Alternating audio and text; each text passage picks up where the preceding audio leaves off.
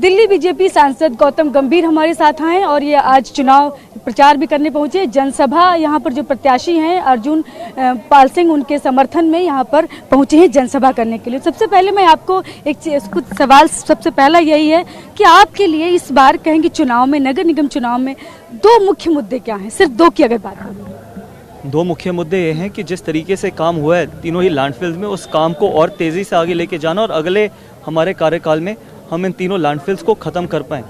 और दूसरा सबसे बड़ा मुद्दा ये है कि जिस तरीके से हमने ढलाव घरों को जन रसोई में बदला है, उसी तरीके से अगर आप हमारा मैनिफेस्टो भी देखेंगे उतनी ही हम जन रसोई पूरी दिल्ली में खोलना चाहते हैं। उससे बेहतर सेवा क्या हो सकती है?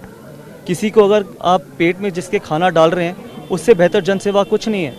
एक तरफ दिल्ली के मुख्यमंत्री ने मुफ्त पानी दिया, लेकिन ऐसा पानी दिए जो नहाने लायक भी नहीं है। हम ऐसा खाना देना चाहते हैं, क्योंकि अगर किसी भूखे को खाना दोगे, जैसे मारवा जी ने यहाँ पर बोला कि गुरु नानक देव जी की भी ये सोच रही थी कि कोई भूखा नहीं सोना चाहिए दिल्ली में।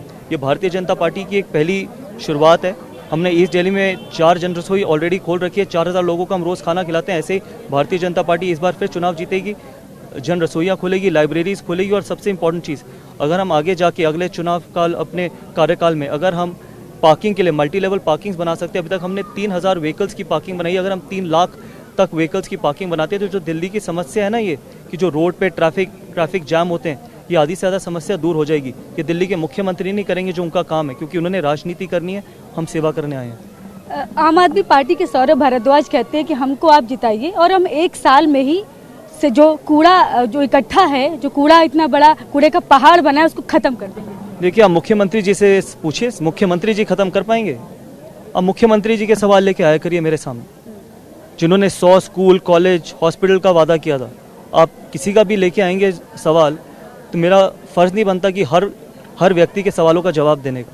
मुख्यमंत्री से ज़रूर ये पूछना अपने माध्यम से, जब आपको मिले, वैसे मिलेंगे नहीं कभी, कि कहाँ है वो 100 स्कूल, कॉलेज, हॉस्पिटल, कहाँ गई वो यमुना को साफ़ करने की वो जो उन्होंने प्रॉमिस किया था, कहाँ गई वो जो पूसा इंस्टीट्यूट में जो मेडिसिन उन्होंने बनाई थी या टैबलेट बनाई थी पराली को ख़त्म करने के लिए। ये सारे वादे सिर्फ आप ही के माध्यम से बोले जाते हैं, ज़मीन पे ऐसा कुछ भी नहीं कर सकते वो। लेकिन दिल्ली के मुख्यमंत्री ये कहते हैं कि 2025 तक हम यमुना साफ कर लेंगे। वो 5 साल और मांग रहे हैं, इस पर क्या कहेंगे? 8 साल से जिस तरीके से साफ़ करिए, आप अगले 5 नहीं अगले 20 साल ले लेंगे ना, वो तब भी नहीं यमुना साफ़ कर सकते।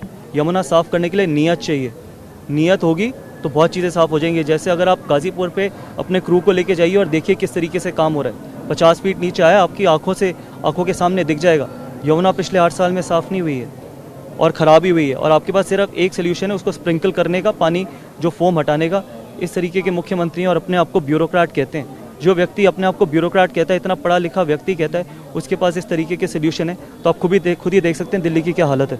अच्छा, आप कहते हैं कि 13,000 करोड़ फंड नहीं दिया गया एमसीडी को, और वो बोलते हैं, अरविंद केजरीवाल जो है दिल्ली के मुख्यमंत्री जो है, उनका कहना है कि हमने 1 लाख करोड़ फंड दिया, उसका क्या किया गया? 1 लाख करोड़? हाँ, वो उन्होंने बोला है। एक चीज़ आप बोला तो उन्होंने ऐसी चीजें थी, आप उनसे सवाल क्यों नहीं पूछते जाके? बोला तो इसीलिए तो आपसे वो जो हाँ। इतनी चीजें बोली उन्होंने, आप उनसे पूछे ना, 100 स्कूल कहाँ हैं, 100 कॉलेज कहाँ हैं, 100 हॉस्पिटल कहाँ हैं, कहाँ गए वो ऑक्सीजन टैंकर्स जिसका प्रॉमिस किया था, जो दिल्ली में ऑक्सीजन नहीं थी, कहाँ गई वो यमुना की सफाई, कहाँ गई वो टैबलेट? जब वो वाटर लॉगिंग होती है तो वो विपासना करने जाते हैं, दिल्ली में पोल्यूशन होती है तो वो कहीं और प्रचार करने जाते हैं। कल अगर वो ये आपको बोलते कि वो 2 लाख, हमने 2 लाख करोड़ रुपए दिए, तो क्या आप मान जाते? कभी वो कहते हैं कि नोटों पे गणेश जी, लक्ष्मी जी लगा दीजिए, कभी वो कहते हैं मैं भगवान कृष्ण हूँ, मैं कंस का खात्मा करने आया हूँ। क्या है ये एक पढ़ा लिखा व्यक्ति कहेगा, एक ब्यूरोक्रेट कहेगा? मुझे लगता है कि इस देश के सारे ब्यूरोक्रेट जब ये सुनते होंगे तो उनको शर्म आती होगी कि एक ऐसा पढ़ा लिखा व्यक्ति भी इस तरीके की बातें कर सकता है। और किस लिए? सिर्फ एक कुर्सी के लिए। गाजीपुर से जब गाजियाबाद से ओथ लेने गए थे पहली बार, तब लैंडफिल नहीं नजर आया था, और 8 साल लग गए उस लैंडफिल पे जाने के लिए गाजीपुर के, 8 साल। अच्छा, लास्ट में बस एक सवाल है कि दिल्ली मॉडल जो है वो गुजरात में भी जाकर दिखा रहे हैं कि दिल्ली मॉडल हम यहाँ पर भी लेकर आएंगे। दिल्ली मॉडल को लेकर जो बात लगातार करते हैं, उस पर क्या कहेंगे? बिना स्कूल खोले एजुकेशन में क्रांतिकारी काम किए हैं, बिना एक हॉस्पिटल खोले वर्ल्ड क्लास हेल्थ इंफ्रास्ट्रक्चर दिए, बिना एक फ्लाईओवर बनाए, बिना एक नई डीटीसी बस ऐड करे, वर्ल्ड क्लास पब्लिक ट्रांसपोर्ट दिए।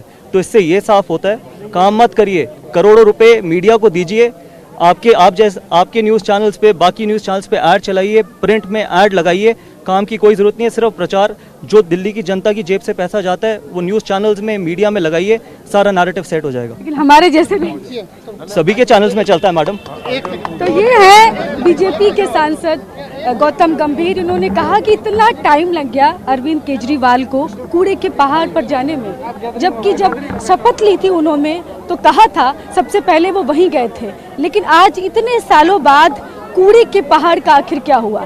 तो इस बार ये कहेंगे कि कूड़े का पहाड़ एक बड़ा मुद्दा है और ये इस बार के जो चुनाव है, दिल्ली एमसीडी चुनाव, उसमें तमाम लोग ऐसे हैं जो इस मुद्दे पर, गंदगी की बात हो, अलग अलग जगहों पर लगातार आम आदमी पार्टी बोलती है कि हम आएंगे तो साफ सफाई करेंगे, पार्कों का सौंदर्यीकरण करेंगे और कूड़े के पहाड़ खत्म कर देंगे।